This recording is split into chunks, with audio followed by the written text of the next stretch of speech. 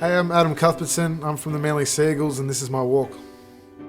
I grew up in Avalon, down on Northern Beaches, down north way near Palm Beach, and pretty much grew up loving sports my whole life and the beach, and had a good family. Came from a non-Christian family background, but still had a good family and whatnot, and even though going through a divorce at a young age with my mum and dad splitting up, it's a bit hard on me, but no matter what, I always had sport and my grandparents and mum and dad to look up to. Yeah, I sort of started doing it tough, I suppose, when I was around the age of 15. I was made to think that through friends and people that I was trying to impress, that alcohol and sex, just in general, getting girls every weekend and going to parties and getting blind off my face was something cool and something that kids just did at our age. But that wasn't to be, because I had other plans for myself, and they weren't involving throwing my life down a drain. Probably from about the age of 16 up until the age of 21, I got away with it for a long time there.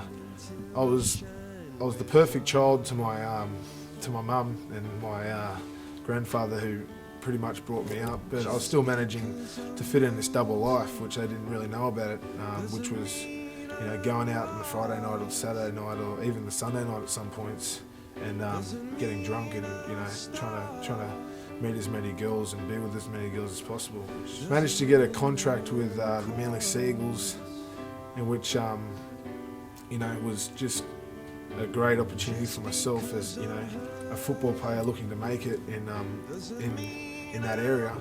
I sort of started losing my way. I lost my position in the team. Didn't think it was a problem. Just kept telling myself, no, it's all right. It's all right. It's all good. Keep going about your way. You're still going all right in football.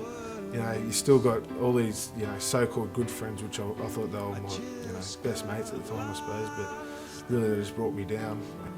I got pretty drunk and went down to Manly and hung out down there for a while, and I was drinking and stuff, but I was pretty innocent in what happened. I was just walking through the Corso, and I went from walking through the Corso literally to waking up in Manly Hospital. Like, when I look back on it now, like how easily I could have lost my life, and in that instance, with hearing about it in the paper these days, people getting punched, getting hit and hitting their heads on the ground and dying those days, I was just so lucky to get away with it. Yeah, so anyway, at the age of 21, I sort of thought it's time to do something about it.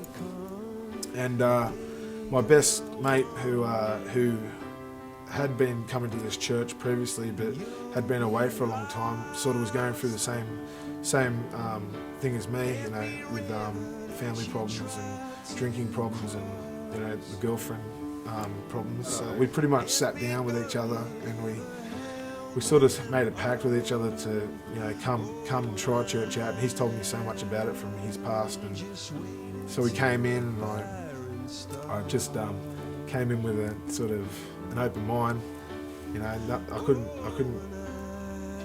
couldn't go any further backwards, so I thought there's only one thing to do, sort of got to go find myself again. So I rocked up the church, and the night when I turned up was something I really needed to hear. It was about forgiveness, and I learned a lot in that one night alone, even though I thought I was a bit overawed by everyone and putting their hands up and everyone smiling and having a good time, and I was a bit overawed by it all because I was this young kid that didn't really get it or look into that sort of thing. But learned a lot that night, and I ended up getting saved a week later at church.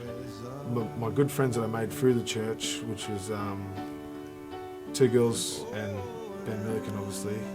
One's Libby Lancaster and one's Chantel Mercedes. They just had a massive effect on my life. Like, they just never stopped helping me and talking to me, and just reassuring me. And they taught me an important thing, which I think everyone's got to remember, which is God doesn't only answer one prayer at a time. He's not sitting around going, oh, give me that one prayer that I can answer so I can move on to the next person.